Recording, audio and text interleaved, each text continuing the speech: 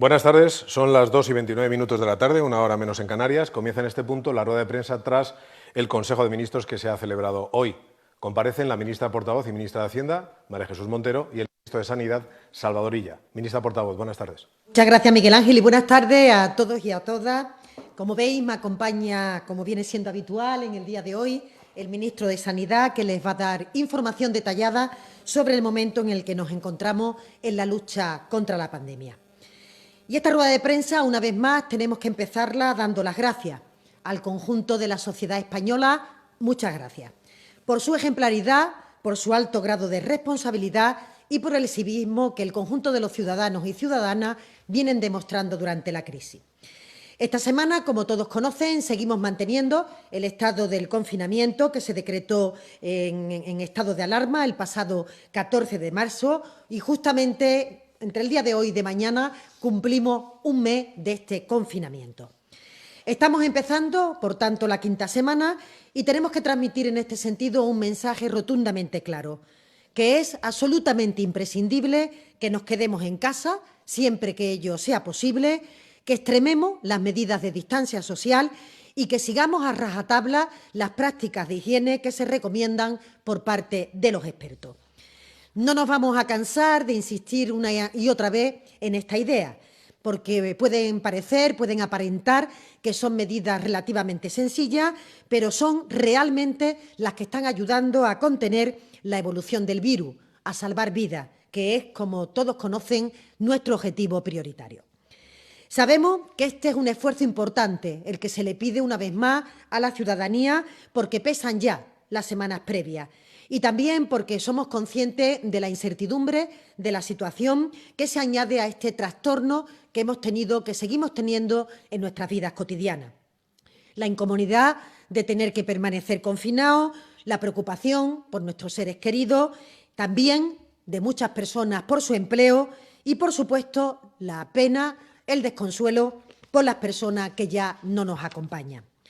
Lamentablemente, en este sentido, tengo que comunicar que hoy hemos conocido que un trabajador del complejo de la Moncloa ha fallecido por coronavirus.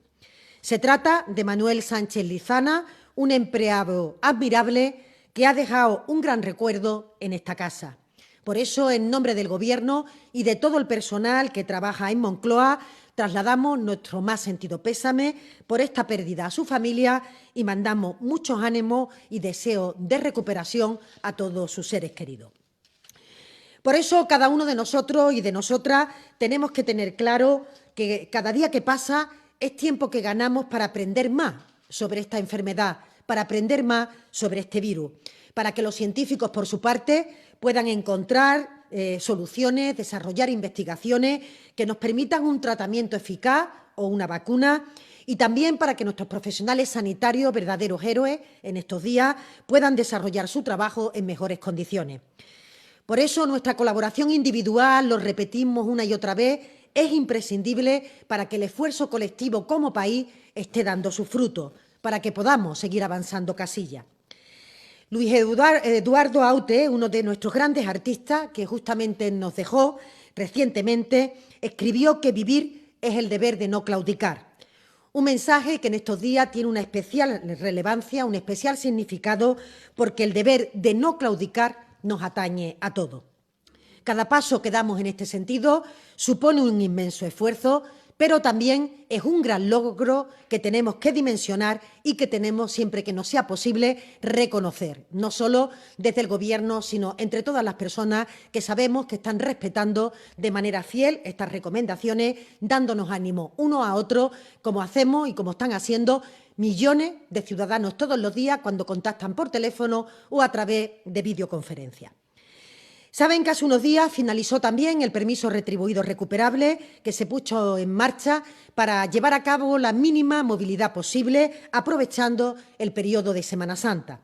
En consecuencia, esta semana se está produciendo el retorno, la vuelta a la actividad laboral de aquellos trabajadores que bien no pueden permanecer en sus casas teletrabajando, seguimos animando a que esto sea así, o bien pertenecen a sectores, empresas o fábricas que no eran esenciales.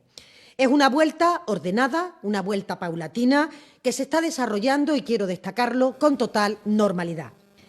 Y tenemos que insistir en que lo que hacemos es volver a la situación que había hace 2 semanas, haciendo mucho hincapié y reforzando aún más la importancia de extremar las medidas de prevención, de mantenimiento de la distancia y medidas de higiene de manos. El hecho de que haya sido festivo en el día de ayer en algunas comunidades autónomas, en concreto 8, ha facilitado que este retorno se haya ido produciendo de forma escalonada, pero en cualquier caso nuestra valoración es muy positiva, ya que la reincorporación de este grupo de trabajadores ha transcurrido, insisto, con normalidad y sin incidentes destacables. Por eso me gustaría poner en valor, en primer lugar, el diálogo fluido que hemos mantenido con organizaciones empresariales y sindicatos, a quien quiero agradecer el esfuerzo por intentar preservar la situación de salud de los trabajadores, por adoptar las medidas de prevención de riesgo en el marco de las empresas. Gracias, vuestro trabajo ha contribuido a que estemos más seguros en nuestros puestos de trabajo. Pero también quiero reforzar la coordinación con las comunidades autónomas que están velando por esta situación y también por el mantenimiento de la seguridad prevista con los servicios de prevención de riesgos laborales. En segundo lugar, el trabajo de las fuerzas, cuerpos de seguridad, Policía Nacional, Policía Municipal y Protección Civil, a la hora de distribuir mascarillas para que las personas que tienen que usar el transporte público para ir a su trabajo puedan utilizar esta mascarilla como medida complementaria al resto de recomendaciones que, insistimos, son imprescindibles. Distancia social, higiene de manos y, si nos movilizamos por transporte público, de forma complementaria, la utilización de la mascarilla. En otro orden de cosas, y antes de entrar en las cuestiones tratadas en el Consejo de Ministros, quiero también decirles que el presidente del Gobierno va a iniciar esta semana las citas para empezar a trabajar en el gran acuerdo de país, en un acuerdo para la reconstrucción social y económica de España. El presidente del Gobierno tiene la intención de mantener entrevistas bilaterales con todas las formaciones políticas a lo largo de esta semana para avanzar hacia este gran pacto que permita sentar las bases de la España del día después tras vencer esta pandemia global. Tenemos que empezar hoy a construir ya la prosperidad del mañana. Y les anuncio que el presidente del Gobierno empezará estas entrevistas con el señor Casado este próximo jueves, continuando a lo largo del día y el mismo viernes, de mayor a menor, citando a las formaciones políticas del conjunto del arco parlamentario. Nuestra intención, como venimos diciendo, es abrir un espacio de diálogo con todas las fuerzas políticas, con las fuerzas económicas y sociales de nuestro país, partidos, agentes sociales, patronal, sindicatos, comunidades autónomas, ayuntamientos o vertebración de la sociedad civil. Por eso, todo el que quiera aportar una iniciativa, una idea, una propuesta, va a tener la oportunidad de hacerlo y esperemos que este ofrecimiento sincero sea correspondido con la altura de mira, con la generosidad que necesita este país justo en este momento. Quien pueda hacer una lectura de este acuerdo con las mismas claves de lo que pasaba hace un mes y medio se equivocará de plano, porque la crisis del coronavirus, bien lo saben los ciudadanos, lo ha cambiado todo. Las previsiones, las prioridades, las urgencias y también las sensibilidades del conjunto de la ciudadanía. Por eso todos debemos coincidir en que lo primero es atajar la crisis sanitaria, tomar medidas para reactivar la actividad económica, para que no se pierda empleo, por tanto, para proteger a todos los sectores, fundamentalmente a aquellos colectivos más vulnerables, para que nadie en este país se quede atrás. Por ello, en estas 4 semanas hemos puesto encima de la mesa toda una batería de medidas, de planes de choque, dirigidas a ayudar a colectivos vulnerables, a familias, a trabajadores, a los pequeños empresarios o a los autónomos, a todos aquellos que entendemos que la pandemia en su vertiente económica los puede azotar en mayor medida.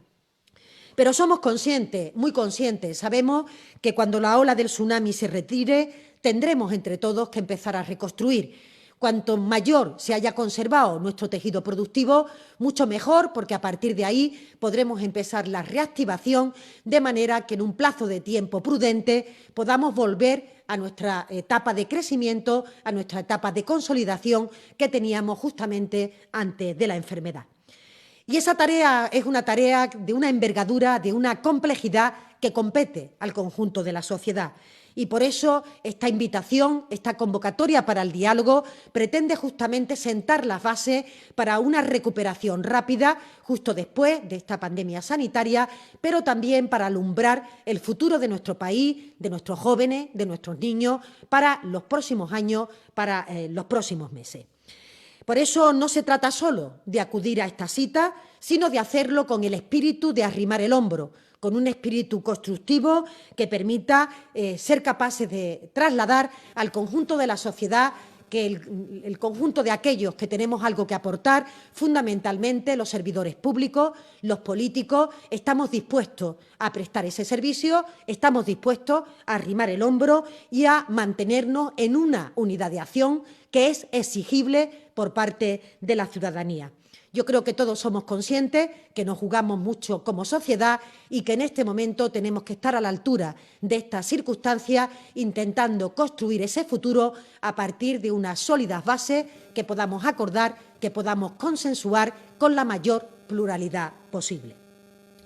En otro orden de cosas, el Consejo de Ministros ha aprobado en el día de hoy ampliar los plazos de presentación y pago de las declaraciones tributarias para pymes y autónomos, de tal forma que ninguno de ellos, ni pymes ni autónomos, deberán presentarla ni pagar impuestos antes en este mes de abril con esta prórroga del plazo. De hecho, todos los contribuyentes que tengan facturación hasta 600.000 euros tendrán de plazo hasta el próximo 20 de mayo para presentar y para pagar todas las declaraciones correspondientes a este mes. Así, el plazo del 20 de abril será para presentar la declaración trimestral del IVA, pago fraccionado del IRPF o impuestos sobre sociedades, que se amplía hasta este 20 de mayo. En el caso de declaraciones domiciliadas, el plazo se ampliaría del 15 de abril al 15 de mayo. Y esta medida entendemos que podrá beneficiar a en torno a 3,4 millones de contribuyentes, lo que representa un 95% del total de empresas y autónomos que tienen que presentar su declaración tributaria en el mes de abril. Por tanto, una medida añadida para facilitar el cumplimiento de las obligaciones tributarias, pero sobre todo para seguir inyectando liquidez en el conjunto de nuestras empresas, principalmente pymes y autónomos. Esta moratoria fiscal tendrá un impacto de 3.558 millones en la liquidez de estos colectivos. Además de este retraso en la fecha para presentar e ingresar la declaración, les recuerdo que también aprobamos al inicio de esta emergencia sanitaria que las pymes y autónomos pudieran aplazar en sí mismos el pago de impuestos. En concreto, se estableció un aplazamiento de hasta 30.000 euros durante 6 meses sin pagar intereses durante los 3 primeros. Es un 99,8% de los autónomos, un 94% de las pymes las que se encuentran en esta situación y, por tanto, la inmensa mayoría pueden optar por aplazar toda la deuda tributaria sin pagar intereses durante los primeros 3 meses. De otro lado, también como expliqué en el anterior Consejo de Ministros, estamos trabajando en otras medidas, como facilitar que los autónomos que tributan por módulo puedan pasarse al sistema de estimación directa, medida que anunciaremos también que aprobaremos en el Consejo de Ministros en breve. Como ven, desde el primer momento, el Gobierno va adoptando medidas ambiciosas para defender a nuestro tejido productivo, que está formado sobre todo por autónomos y por pymes. Y seguiremos, como decimos, monitorizando esta situación para actuar allí donde sea necesario. Además de esta moratoria fiscal, del aplazamiento ventajoso de impuestos, la puesta en marcha de las líneas del ICO está permitiendo también una liquidez para el conjunto de empresas y, fundamentalmente, también para este colectivo de pymes y autónomos.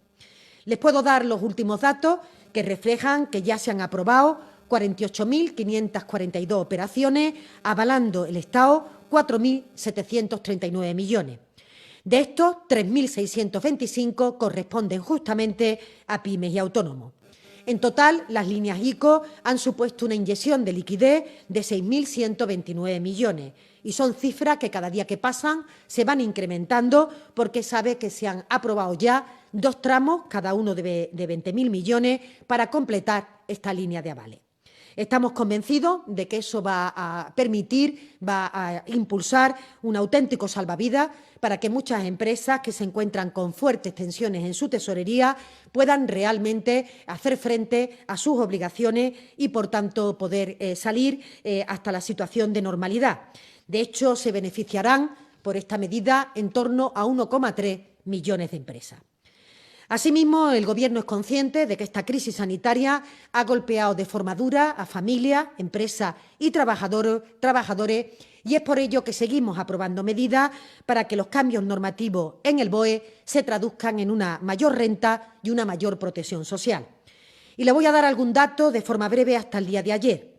La Seguridad Social ha registrado ya 941.000 solicitudes para cobrar la prestación por cese de actividad o por el descenso de un 75% de la facturación. Son casi 780.000 autónomos los que han recibido a día de hoy la conformidad y que el viernes recibirán esta prestación. De hecho, se conceden en torno al 98% de las tramitadas. Y siguiendo en este ámbito de la seguridad social, también se aprobó que empresas y autónomos pudieran aplazar con condiciones ventajosas sus cuotas sociales, y puedo decirles que la medida ha permitido que se acojan 63.676 empresas, afectando a más de 807.000 trabajadores. Una medida en la que también hay 28.619 autónomos que se han acogido a ella. Si recuerdan, aprobamos de otro lado que todos los trabajadores contagiados por el virus o que por precaución tuvieran que estar en cuarentena no cobren una baja por enfermedad, sino que se asimile a un accidente de trabajo. También podemos proporcionarles el dato de que de esta prestación ya se han beneficiado 368.048 trabajadores.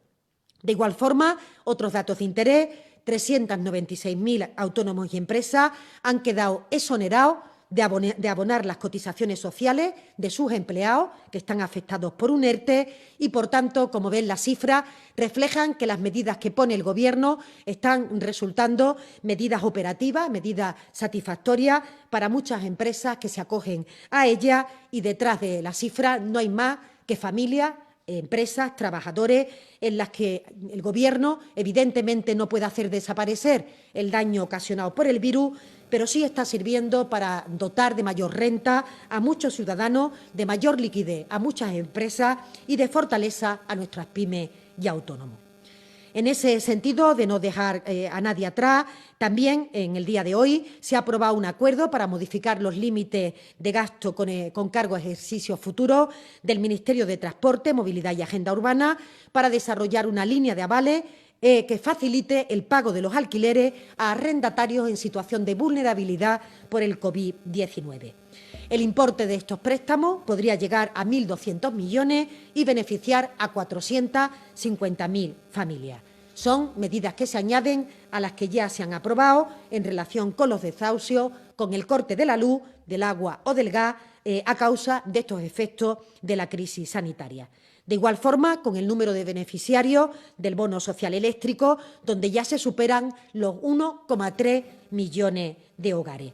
Desde esta declaración del estado de alarma se han incorporado otras 17.000 personas, beneficiarios, al bono social térmico. Como estamos viendo, un conjunto de actividades, un conjunto de prestaciones o de cobertura que sin duda están facilitando la vida de nuestros compatriotas. Es importante también destacar que con la prórroga automática del bono social, que tendría que renovarse su solicitud en estos días y que se quedó prorrogado hasta el 15 de septiembre, estimamos que más de 70.000 hogares cada mes se estén beneficiando de esta cuestión. Y antes de ceder la palabra, por último, al ministro de Sanidad, Salvador Illa, también quiero decirles que el Consejo de Ministros ha acordado solicitar en el día de hoy un dictamen al Consejo de Estado para interponer un recurso de inconstitucionalidad contra determinados artículos del Decreto Ley de Andalucía de mejora y simplificación de la regulación para el fomento de la actividad productiva. En concreto, el texto que se somete a dictamen del Consejo de Estado impugna el precepto del Real Decreto, modificando la Ley del Patrimonio Histórico de Andalucía y vulnerando competencias estatales en defensa de los bienes culturales contra la expoliación prevista en el artículo 149 de la Constitución española. Igualmente, este Real Decreto impulsado por la Junta produce una vulneración directa de las competencias estatales en materia de telecomunicaciones, vulnerando la competencia exclusiva en esta materia. Tienen ustedes un mayor detalle de este tema y del resto de materias abordadas en las referencias que se publican siempre detrás de esta rueda de prensa tras finalizar el Consejo de Ministros. Y ahora sí, le cedo la palabra a mi compañero, el ministro de Sanidad, Salvador Illa. Muchas gracias, ministra. Buenas tardes. Pues quería compartir con ustedes 4 cuestiones. En primer lugar, como viene siendo habitual, una valoración de los datos que hemos dado a conocer esta mañana. Saben ustedes que hemos tenido un incremento de nuevos casos positivos de 3.045 personas, lo que supone un porcentaje de un más 2% respecto a los casos que conocíamos ayer. También un aumento de 2.777 personas que se han recuperado, lo que supone un incremento de un 4%. En cuanto a las UCIs, el incremento ha sido de un 2% y hemos de lamentar el fallecimiento de 567 personas, lo que supone un incremento de un 3%. Nuestras condolencias más sentidas a todos sus familiares. Estos datos, a un día, mañana se cumple un mes desde que el Gobierno adoptó la decisión del decreto de alarma. Con estos datos de hoy, los que hemos venido viendo en los últimos días, podemos confirmar que estamos doblando la curva. Insisto, estamos doblando la curva. Alcanzamos el pico hace unos días y los datos que estamos viendo esta semana nos confirman que estamos doblando la curva. Segunda cuestión que quería compartir con ustedes es, una vez más, resaltar y reafirmar que seguimos en fase de confinamiento.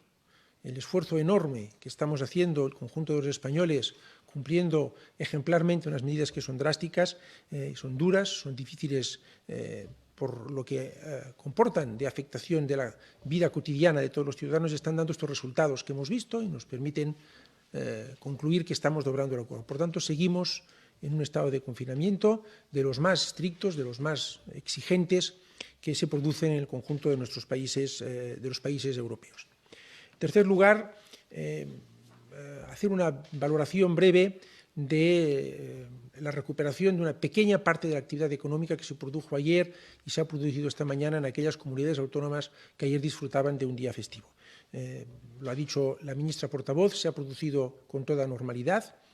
Los ciudadanos que tenían permitido el regreso a esta pequeña parte de actividad económica que se ha recuperado al concluir la temporalidad del permiso obligatorio retribuido recuperable, que, como ustedes saben, venció el 9 de abril. Los ciudadanos que, gracias a que venció este permiso obligatorio retribuido recuperable, han podido regresar a su actividad laboral, lo han hecho también con un comportamiento que queremos destacar, subrayar y agradecer. Las 3 prioridades sobre las que el Gobierno ha ido insistiendo, de mantener la distancia interpersonal, de idealmente 2 metros, como mínimo 1 metro, de tener un lavado frecuente de manos y de tener unas condiciones de higiene, tanto en espacios públicos como privados, muy estrictas, pues vemos que se han cumplido, constatamos que se han cumplido de forma ejemplar, y la recomendación que hizo el Gobierno de, en el caso que estas 3 prioridades, especialmente la de la distancia interpersonal, no se pudiera cumplir, pues usar una mascarilla como recomendación. A tal efecto se han repartido una cantidad muy importante, pues también ha funcionado con toda normalidad y lo queríamos destacar y sobre todo agradecerlo al conjunto de la ciudadanía y también a los actores, a los empresarios, a los centrales sindicales, a todas las organizaciones sindicales por la colaboración que han prestado en que esto sea así. Y finalmente, poner en su conocimiento que hoy hemos publicado una nueva orden de las más de 30 que hemos dictado desde el Ministerio de Sanidad en el marco del decreto de alarma, que tiene como objetivo fundamental asegurar que las pruebas de diagnóstico, de detección del coronavirus, para detectar a aquellas personas que son positivas, se realizan siguiendo criterios de equidad y cohesión y se realizan en una única red que dirigen las autoridades sanitarias, en este caso de las comunidades autónomas.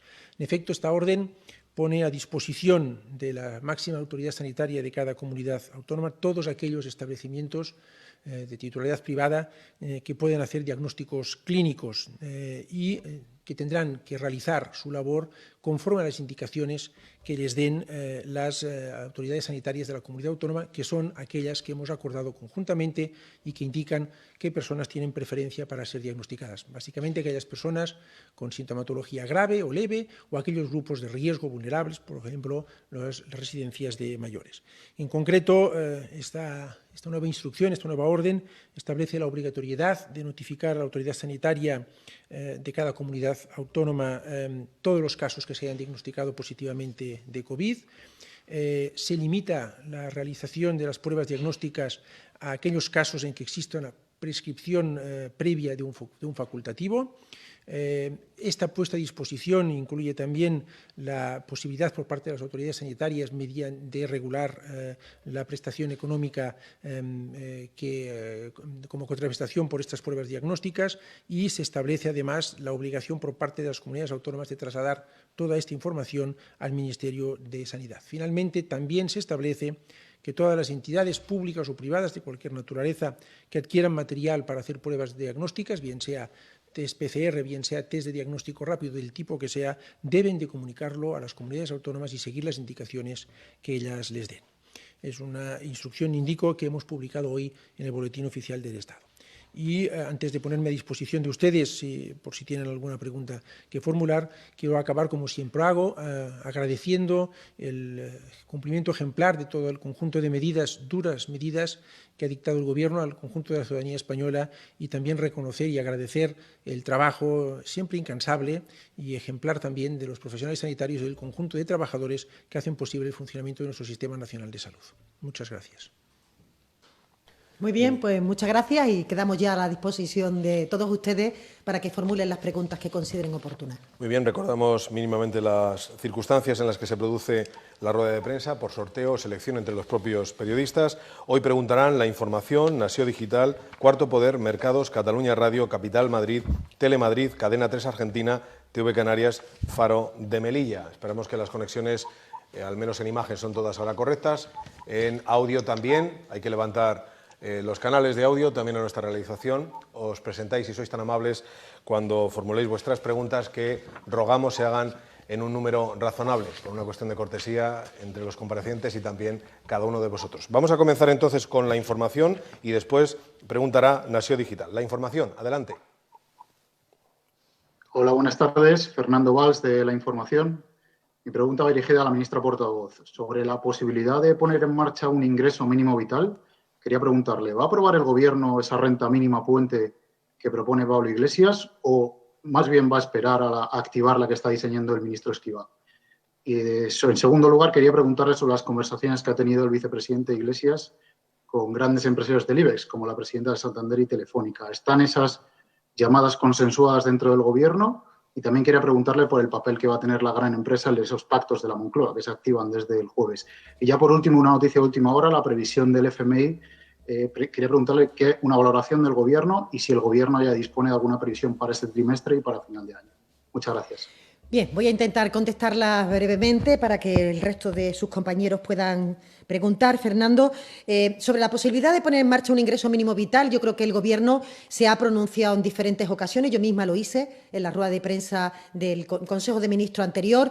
También lo ha hecho el ministro competente de esta materia, el señor Escrivá, en el sentido de que el Gobierno está trabajando de forma incansable en el diseño de un compromiso, que era un compromiso de legislatura, un compromiso que forma parte del acuerdo programático que tenemos entre el PSOE y Unidas Podemos, y por tanto es un proyecto ambicioso, un proyecto que tiene que incorporar también la coordinación con las comunidades autónomas y con otro tipo de ayudas que se desarrollan en el marco de que ninguna familia se quede sin la mínima renta que le permita subsistir, y por tanto lo que se está haciendo por nuestra parte es justamente acelerando esos trámites, acelerando esos trabajos por parte del ministro Escrivá, insisto que es el competente en materia de inclusión y seguridad social, en coordinación con la Vicepresidencia de Derechos Sociales, y ese es el camino que el Gobierno ha decidido transitar, y esperemos que en pocos meses podamos alumbrar este proyecto, esta nueva prestación, que será una prestación de seguridad social y que será un salto de gigante en nuestro país respecto a las garantías de renta. No son medidas que se puedan improvisar, ni son medidas que se puedan diseñar de un momento para otro, porque son prestaciones que han venido para quedarse. Y en este sentido, transmitir esa contundencia con la que el Gobierno está trabajando en coordinación con todos los departamentos. En relación con las llamadas del vicepresidente segundo al sector empresarial, es lo más lógico, es lo más normal en estos días, donde estamos estrechando nuestras relaciones con todos los actores políticos. El conjunto de las vicepresidencias está trabajando en ese entorno para intentar concitar las alianzas que nos permitan ser capaces de albergar una alianza colectiva para ese gran pacto de país que tenemos en mente y, por tanto, hay que verlo desde la perspectiva de la más absoluta normalidad. Y, en último lugar, en relación con los empresarios, es imprescindible que la patronal, que los empresarios participen no solo en la elaboración, sino en el diseño, en la aproximación, en el trabajo también de concitar alianzas con el conjunto de todos los agentes sociales y la fuerza que se tienen que incorporar. Evidentemente, si hablamos de la reconstrucción económica de este país, obvio, de toda obviedad, que tienen que participar los empresarios y que tendrán que ser ellos los que en buena medida trasladen al Gobierno cuáles son sus fortalezas, cuáles son sus debilidades y cuáles son las expectativas para el futuro. Si me permite, ministra, es que acaban de salir las previsiones del FMI que anuncian una caída por el COVID del PIB mundial para 2020 del 3%. Sí, efectivamente, el Fondo Monetario Internacional, con pocos datos, porque algunos de estos datos se obtienen a partir de la propia información que van obteniendo de analistas distintos, está haciendo previsiones de cómo se va a comportar el PIB. España, en esas previsiones, está en unos entornos bastante similares a los países de nuestro entorno. Son caídas muy importantes del crecimiento de nuestro país, del crecimiento de la zona euro y del conjunto de Europa. Quizá la única luz que aparece dentro de esa información es que el crecimiento proyectado para el año siguiente se sitúa en torno a un 4%, por tanto, va, ¿no?, en dirección a lo que está diciendo este Gobierno, que está intentando paliar que esa caída del crecimiento sea lo menor posible con este colchón amortiguador del que acabamos de rendir cuenta en el día de hoy, fundamentalmente para que no se destruya tejido productivo y no se destruya empleo, y por otra parte con la perspectiva de que para el año que viene podamos tener un crecimiento, una capacidad de crecimiento que va a estar también en la perspectiva de los países de nuestro entorno. Aún es pronto, es prematuro, solamente hay que tener estas aproximaciones como de las primeras que se alumbran, pero todavía es pronto y tendremos que ser cautos a la hora de hacer ningún tipo de estimación por parte del Gobierno. Pregunta Nació Digital y después lo hará Cuarto Poder. Adelante, Nació Digital. Sí, buenas tardes. Soy Sara González, de Nació Digital. Para la ministra portavoz, con el regreso de parte de la actividad productiva no esencial, muchos trabajadores que no pueden teletrabajar se están viendo obligados a dejar a sus hijos con los abuelos porque no tienen otra opción. Una situación en la que se encuentran también los menores cuyos padres y madres trabajan en sectores esenciales. Los niños se están quedando mayoritariamente con los abuelos a pesar de que son colectivo de riesgo. Mi pregunta sería, ¿qué respuesta tiene el Gobierno para estos padres y madres, teniendo en cuenta que las escuelas aún van a tardar en abrir y que llevan muchos de ellos un mes en estas circunstancias? Y por otro lado, también si se van a establecer controles en las empresas para garantizar que efectivamente los trabajadores están protegidos, cuentan con las medidas de protección que se están recomendando. Sí, en relación con la primera cuestión, decirle que efectivamente el Gobierno es muy consciente que las medidas dictadas para preservar la salud de las personas, las medidas del confinamiento que siguen vigentes, arrastran problemas ordinarios a nuestras familias que no tenían justamente antes de que se decretara este estado de alarma. Y créanme que es absolutamente imprescindible para ser capaces de salvar vidas, proteger la salud de las personas más vulnerables, en este caso con la interrupción de las clases, de la jornada en nuestros centros escolares y de muchas de las prestaciones que conllevan esa jornada, aula matutina, comedor escolar y otras cuestiones que están en este sentido. Estamos, a través de las medidas que adopta el Gobierno, intentando llegar a todas las situaciones posibles. Sería absolutamente imposible abarcar el 100% de la totalidad de las cuestiones que se producen en nuestra familia. Por tanto, como siempre, ¿no?, agradecemos el esfuerzo y agradecemos por ese mismo motivo el sacrificio que están haciendo muchas familias, en las que en algunos casos están pidiendo reducción de jornada, en otros casos cambios de turno para intentar compatibilizar esta situación, pero el Gobierno es plenamente consciente de que esta medida de confinamiento tiene que durar los tiempos necesarios para el control de la situación sanitaria y cuando estemos en condiciones volver ordenadamente a nuestras vidas cotidianas, porque efectivamente se producen situaciones de las que apenas podíamos tener conocimiento antes de que se decretara el estado de alarma. En relación con los controles de las empresas, desde luego para este Gobierno el principal control es el que establecen los empresarios con los sindicatos a través de la prevención de los riesgos laborales. En ese diálogo se producen todo tipo de medidas, todo tipo de cuestiones, también personalizadas al nivel de cada sector de actividad y de cada empresa. Tengamos en cuenta de que lo que hablamos es de cómo distribuir el lugar de trabajo para que exista una separación entre los trabajadores, qué tipo de protección tienen que incorporarse, cómo tienen que producirse los descansos, de qué manera los turnos y jornadas, la higiene de manos. Se trata de medidas que yo quiero felicitar y agradecer a los empresarios y a los sindicatos por la labor tan importante que vienen realizando en los últimos días para que todo estuviera a punto al objeto de iniciar la actividad y para los acuerdos tan serios en los que han llegado, en donde incluso alguna parte de la actividad que entendían que no podía cumplir con esta prevención de riesgo se ha quedado aplazada a su inicio para más adelante. Así que absoluta tranquilidad, porque en este momento estamos en las mejores manos en la prevención de los riesgos laborales. Preguntan ahora Cuarto Poder y después lo hará Mercados, el Grupo Mercados. Cuarto Poder. Buenas tardes, Sato Díaz, de Cuarto Poder. Quería preguntar acerca del anuncio que han hecho de que el próximo jueves se iniciará la ronda de contactos con las fuerzas políticas para este gran pacto político y social de país que pretende el Gobierno. En el caso concreto de Pablo Casado, ¿han hablado con el PP o les han anunciado que el jueves iba a ser la reunión antes de hacerlo público en esta rueda de prensa?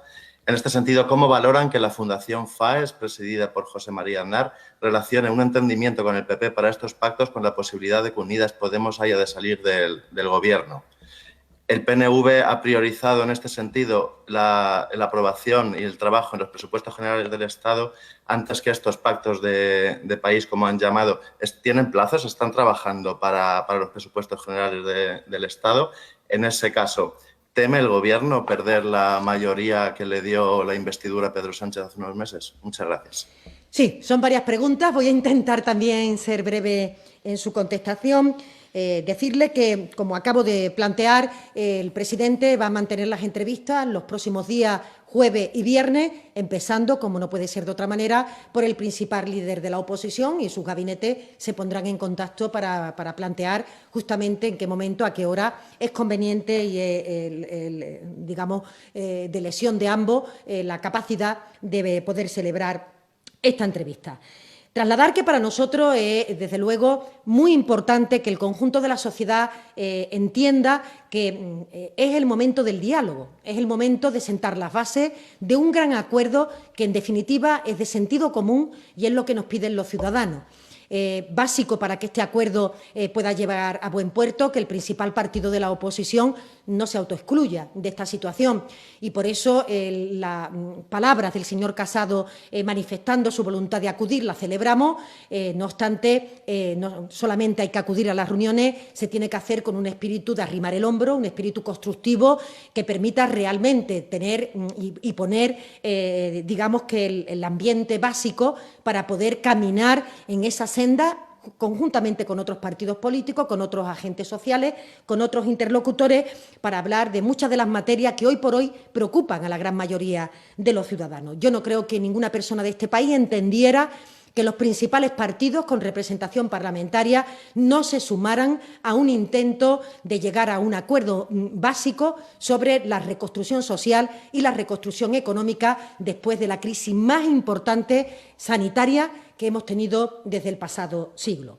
Decirle también que el Gobierno es un Gobierno fuerte, es un Gobierno cohesionado, es un Gobierno que se considera con las características, con la capacidad de poder impulsar esta gran convocatoria al conjunto del país. Y, por tanto, a eso es a lo que llamamos al resto de formaciones políticas. Y no se trata de utilizar esa convocatoria para ventajas partidistas o para deseos que no se van a producir.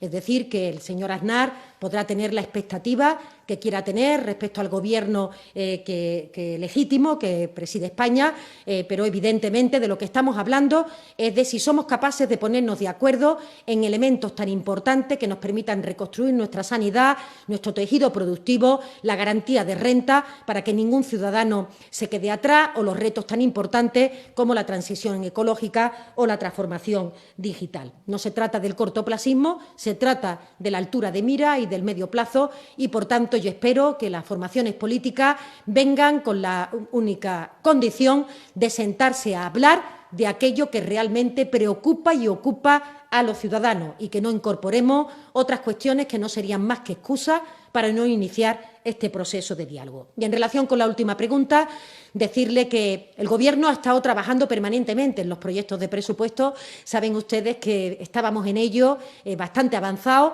en el momento en que se planteó esta crisis sanitaria sin precedentes, y, por tanto, seguimos trabajando en ello, desde luego con unas previsiones radicalmente distintas a las que teníamos al principio, y aún todavía es pronto para tener datos sólidos, consistentes, sobre cómo finalmente se va a comportar la economía de nuestro país. Hoy hemos tenido este informe del FMI. Acabo de decir que es un informe muy precoz, muy preliminar. Habrá que tener otro tipo de aproximaciones y transcurrir algo más de tiempo para ver la profundidad de la crisis económica que ha acompañado a la crisis sanitaria, pero nuestra voluntad, nuestro interés es presentar los presupuestos en tiempo y en forma, y hacerlo, además, evidentemente, contando con la mayoría que este Gobierno evidentemente tuvo, y esperamos que con una mayoría reforzada, puesto que no estamos en un momento cualquiera, estamos en un momento de reconstrucción nacional, y sería, desde luego, un buen ejemplo a este país que la totalidad de las formaciones políticas nos pusiéramos de acuerdo, incluso en un proyecto de presupuesto que permitiera afrontar estos retos del corto y del medio plazo. Es el turno ahora de Mercados y después lo será de Cataluña Radio. Vamos adelante con Mercados. Hola, buenos días. Raúl Massa, de Mercados.es. En estos momentos existe cierta preocupación por parte de las pymes en el acceso a las líneas de crédito. Sobre todo el argumento es que está siendo bastante duros los requisitos. La pregunta en este caso es si el Gobierno detecta que efectivamente hay algunos problemas para acceder a estas líneas de crédito, ¿tendría previsto relajar estas condiciones? Y por otra parte, hoy las grandes patronales industriales han lanzado un comunicado conjunto en el que piden reducir de manera coyuntural las cargas impositivas, sobre todo las que operan a nivel internacional. No sé si el Gobierno también estaría dispuesto a descargar impositivamente a las grandes industrias. Muchas gracias.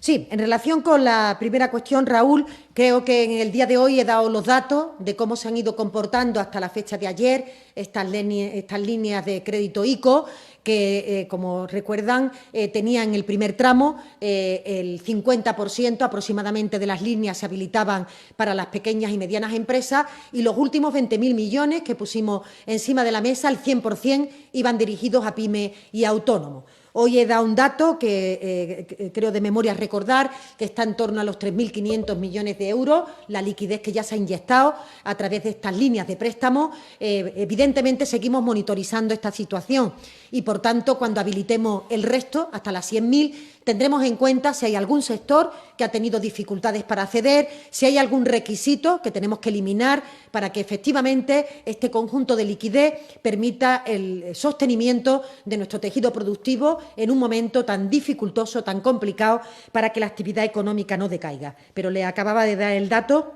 en torno a 3.500 millones de liquidez para estas empresas, y la respuesta es sí. Seguiremos monitorizando la situación para que, si hay algún inconveniente añadido, podamos modularlo cuando se pongan en marcha los tramos sucesivos que aún quedan pendientes.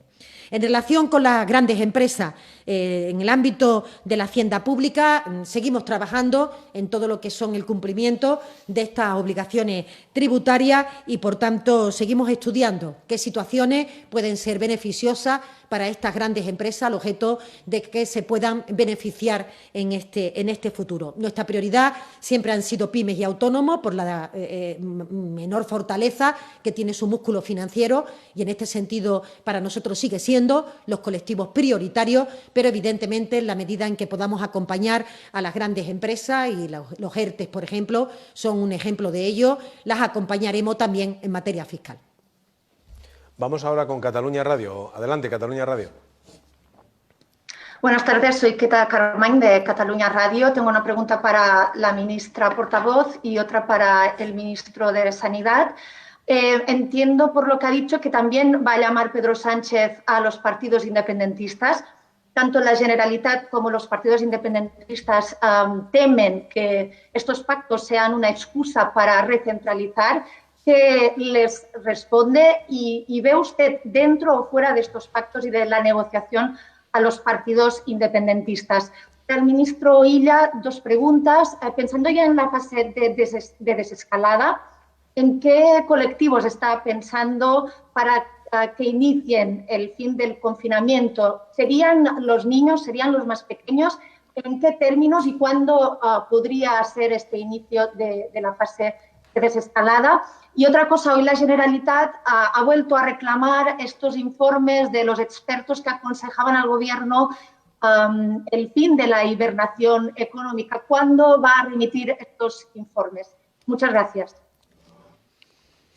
Sí, en relación con la primera cuestión, decirle que evidentemente, por supuesto, el Gobierno de España, el presidente Sánchez, va a llamar al conjunto de las fuerzas políticas que conforman nuestro arco parlamentario, por tanto, los partidos nacionalistas, los partidos que gobiernan en este momento en Cataluña, evidentemente serán llamados y ojalá atiendan esta llamada, no solamente con acudir a la convocatoria, como he dicho, para otras formaciones, sino con espíritu constructivo, con espíritu de contribuir, de arrimar el hombro, en definitiva, de aportar cada uno su capacidad de talento, de creatividad, para intentar que este país mantenga unos consensos mínimos sobre los cuales construya, edifique la reconstrucción social y política para el inmediato, pero también para ese medio plazo. Ojalá este llamamiento sea así bien recibido por parte de todos y podamos empezar a trabajar de inmediato. Creo que es lo que esperan los ciudadanos, da igual dónde vivan, de qué tipo de ideología sean o dónde residan.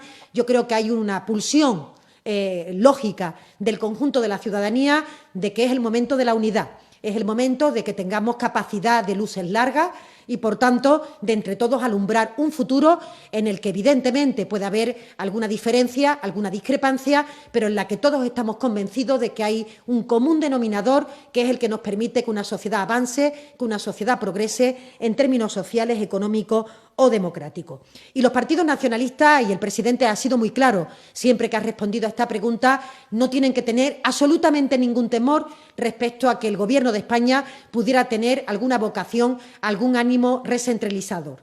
Por una parte, no va en nuestro ADN. Nosotros somos un Gobierno progresista que considera que el Estado de las Autonomías ha sido una historia de éxito en nuestro país y probablemente con motivo de la crisis sanitaria estamos viendo que efectivamente la coordinación que realiza el Ministerio de Sanidad se sustenta en unos servicios regionales de salud asentados en el territorio, que tienen un funcionamiento de calidad, que tienen una gran capilaridad en el conjunto de la población.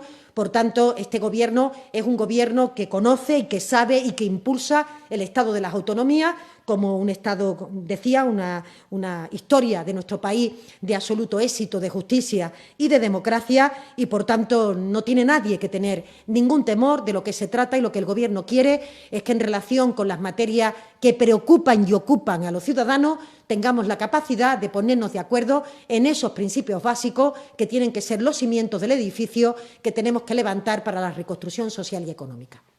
Muchas gracias, Queta, por sus dos preguntas. Respondiendo a la primera, quiero insistir en que estamos en fase de estudio, por lo que se refiere a la desescalada. No ha iniciado el Gobierno de España ninguna fase de desescalada. Estamos todavía en fase de estar en casa, de no poder salir, en fase de estar en casa. Estamos en fase, por tanto, de estudio de la desescalada. Hay algunos colectivos que sabemos que están haciendo un sacrificio muy importante, por ejemplo, los niños.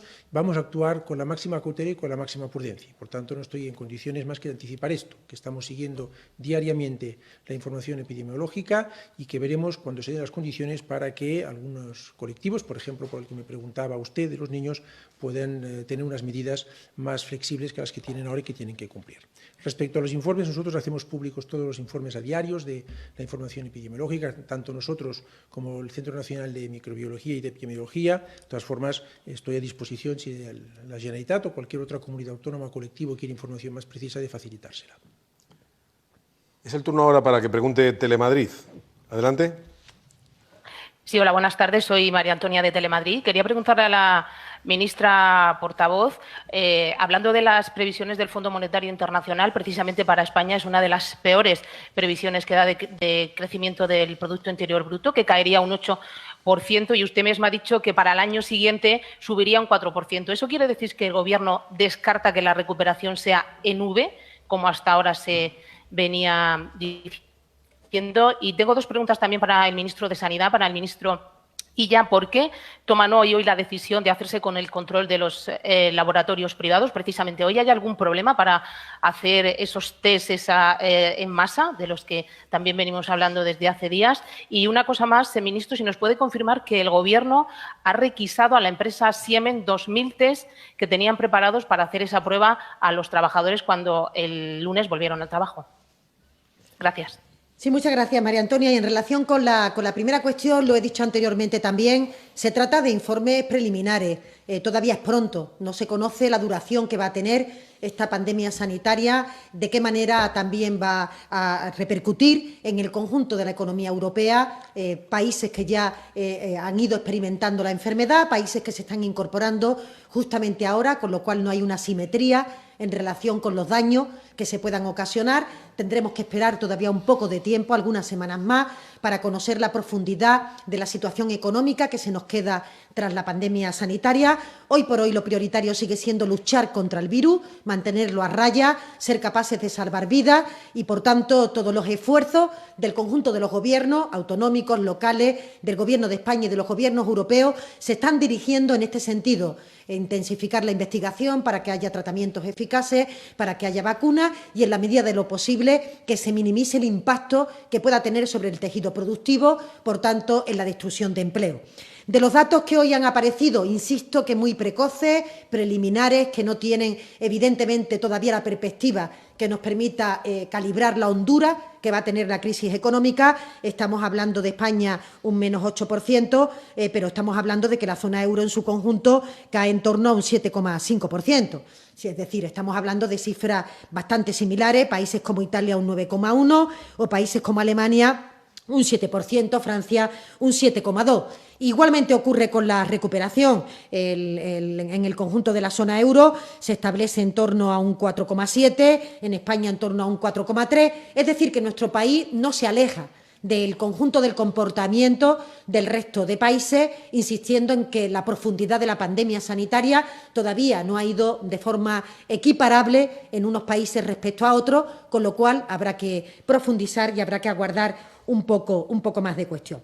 Respecto a la forma en la salida de la crisis, yo creo que lo importante es que la pendiente de caída de la crisis sea lo menor posible. Esto significa que no consigamos horadar de forma importante la parte nuclear, el core de nuestro tejido productivo. Creo que las medidas que está desarrollando el Gobierno de España, sobre todo las que tienen que ver con que no se produzca despido del mercado laboral, sino situación transitoria de desempleo a través de los ERTE, o las medidas relativas a la exoneración o a la moratoria en el pago de impuestos o a la moratoria en el pago de cuotas de seguridad social, sin duda contribuyen a que la parte más débil de nuestro tejido productivo, la que tiene menos músculo financiero, pymes y autónomas, puedan resistir esta sacudida que sin duda está siendo la lucha contra la pandemia y la situación de confinamiento a la que nos hemos visto obligados. Una vez que conozcamos esa profundidad, estaremos en mejores condiciones de proyectar cómo y de qué manera se saldrá de ella.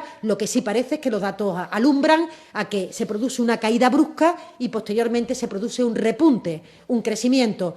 En la pendiente de esas ambas líneas de la V o la manera en la que van a llegar a incorporarse en el vértice todavía no las conocemos. Lo que sí, todas las previsiones apuntan en esa dirección. Caída importante durante este año y repunte importante durante el año siguiente y lo sucesivo.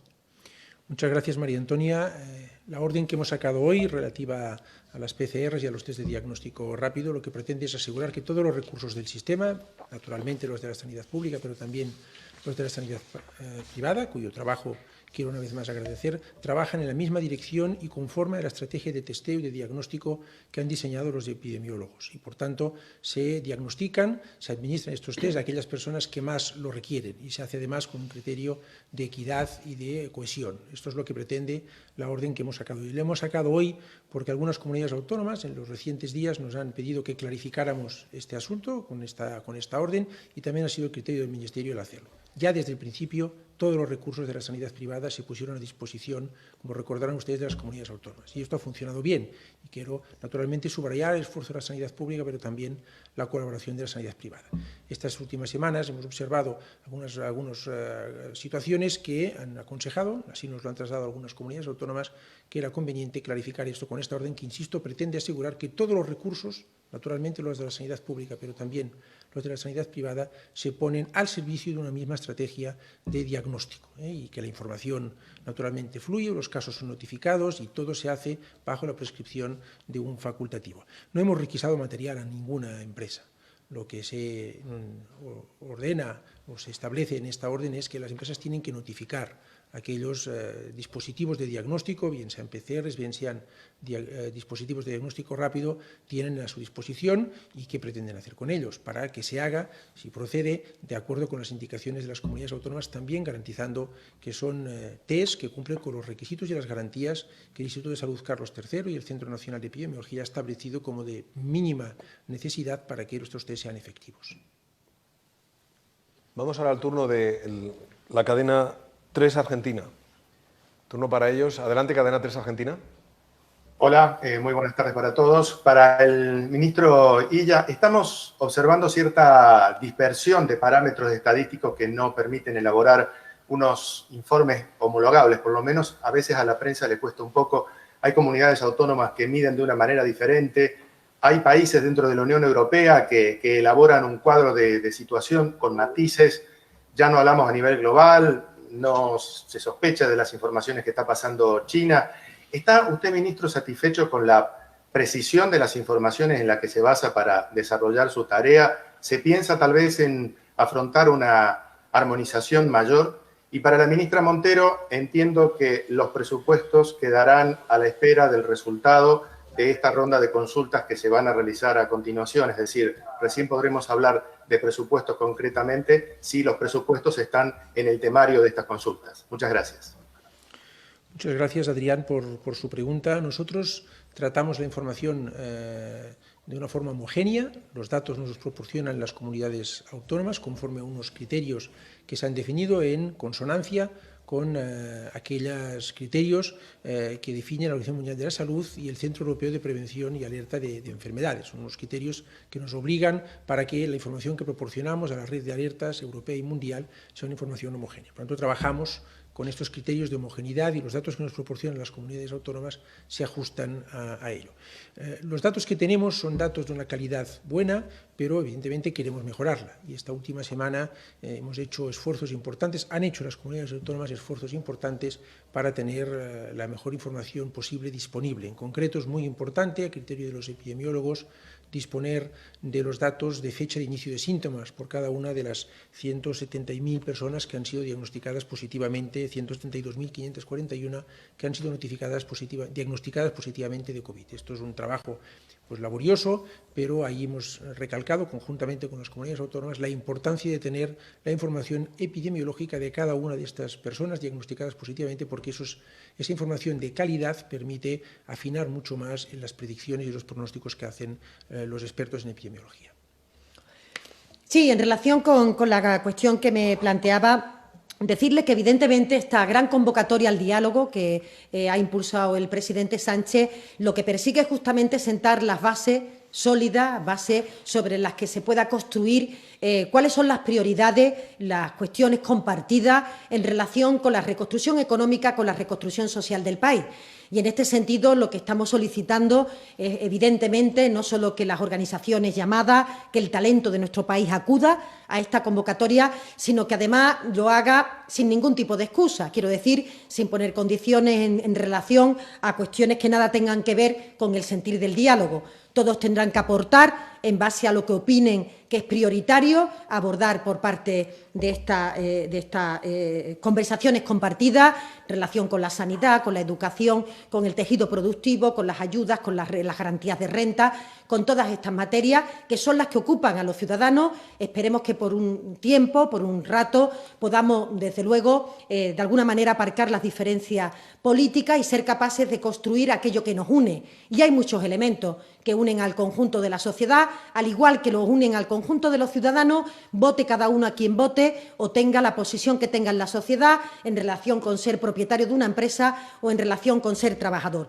Este país necesita de esas conversaciones, de ese diálogo, de sentar esas bases mínimas, así que esperamos que nadie se autoexcluya y que todo el mundo acuda con esa actitud de arrimar el hombro, con el único objetivo de abordar aquellas materias que son para el próximo inmediato futuro absolutamente imprescindibles en las que el Gobierno quiere implicar a todos aquellos que quieran echar una mano.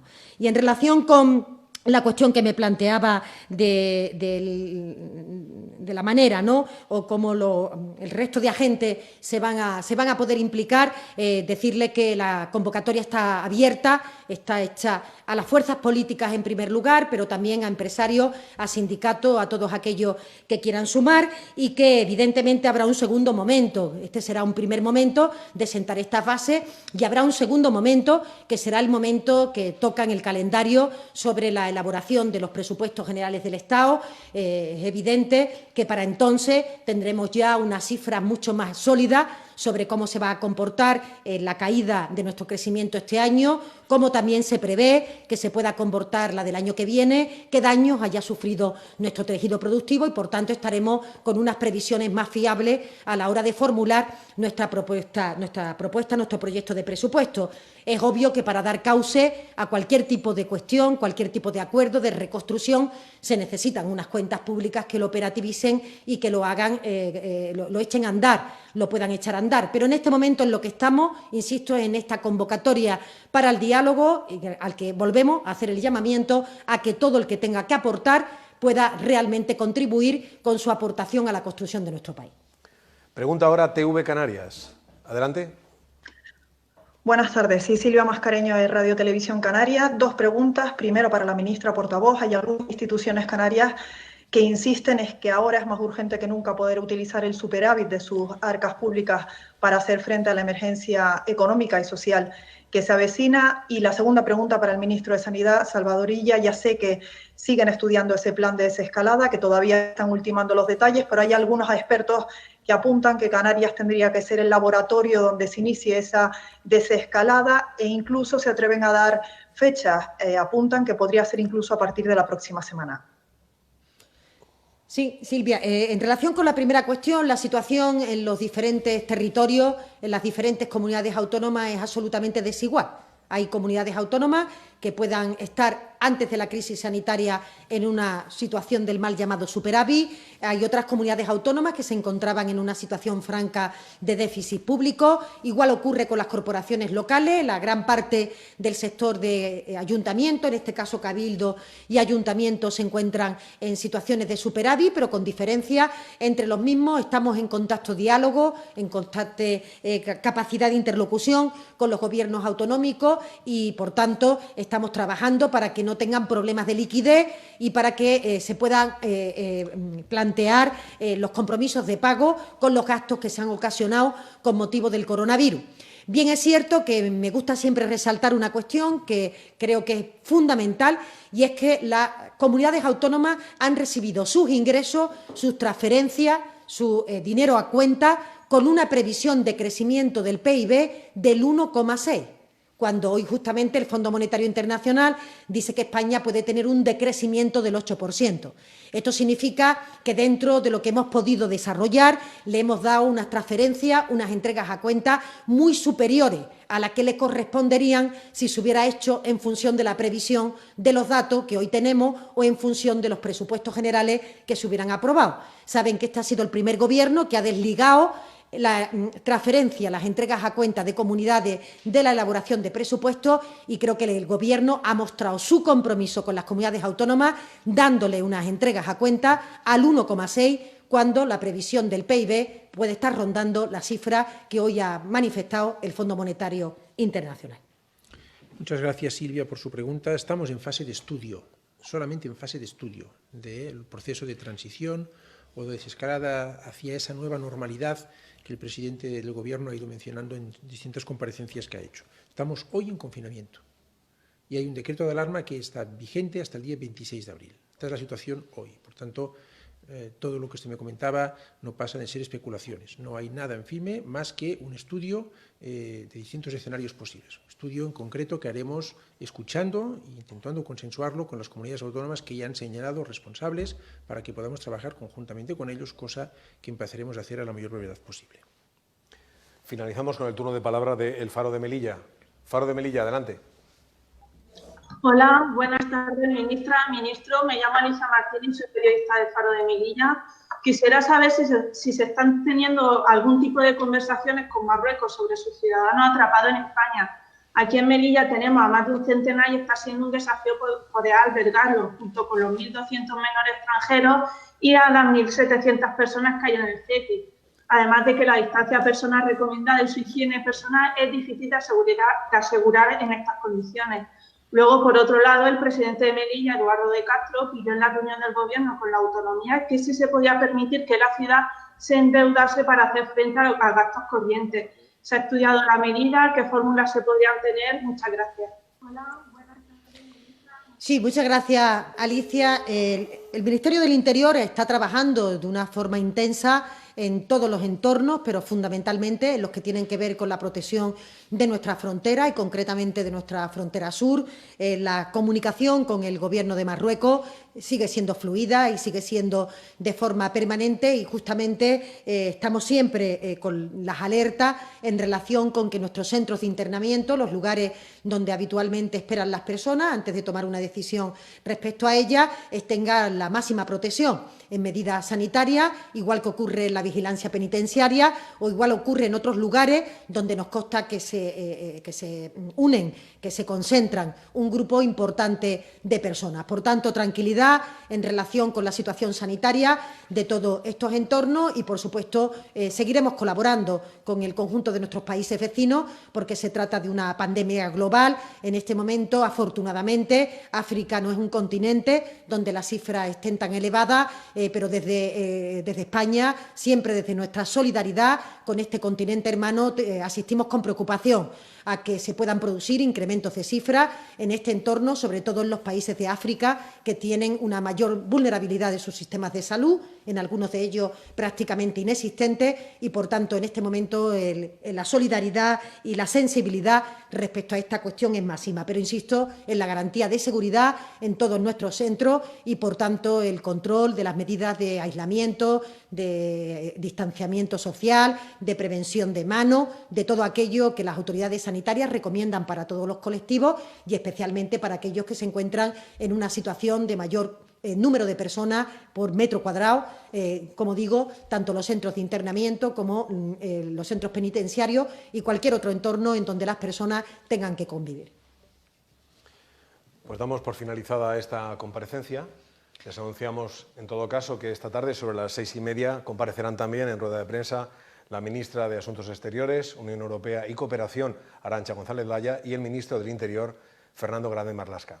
Gracias, ministra portavoz. Gracias, ministro de Sanidad. Muchas gracias, secretario de Estado. Y, como decía el ministro Illa, solo recordarle a nuestros niños, a nuestras niñas, que este virus lo paramos unidos y que su comportamiento ejemplar con toda su familia nos está permitiendo que muchas personas de nuestro país puedan salvar su vida. Muchas gracias a nuestros niños.